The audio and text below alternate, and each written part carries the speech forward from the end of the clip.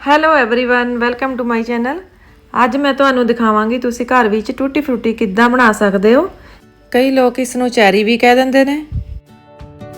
So let's begin the video.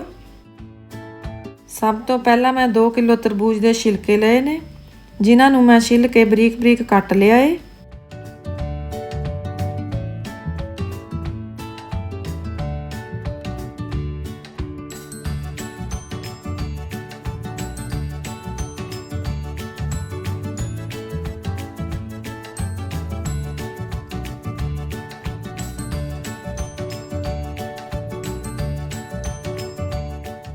ਤੇ ਹੁਣ ਆਪਾਂ ਇਹਨਾਂ ਨੂੰ 8 ਤੋਂ 10 ਮਿੰਟ ਤੱਕ ਬੋਇਲ ਕਰਾਂਗੇ।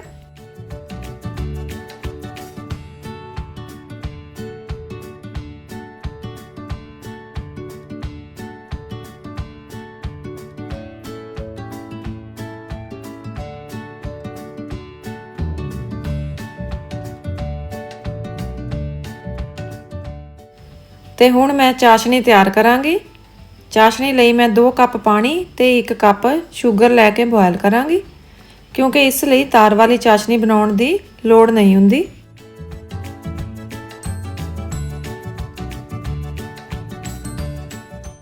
जदों अपना तरबूज बॉयल हो के रेडी हो जाए तो आपां इस नूं चाशनी विच पा के दोबारा 8 तो 10 मिनट तक बॉयल करांगे।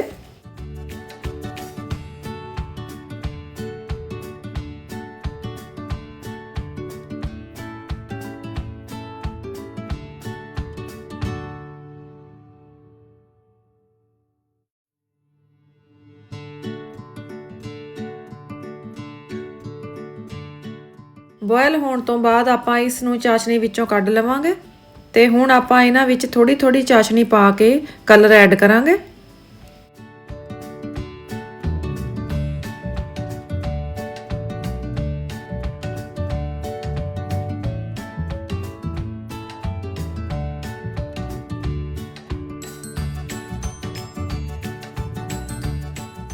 हुण आपां इस नूं 2 घंटे लई रख देवांगे। 2 घंटे तो बाद मैं सारी चाशनी कढ़ के चैरी नूं ड्राई कर लिया है। हुण तुसीं इस नूं 1 दिन लई धुप विच सुका के स्टोर कर सकते हो। हुण अपनी चैरी बिल्कुल रेडी हो चुकी है। हुण मैं तुहानूं एक अपनी रेसिपी शो करांगी।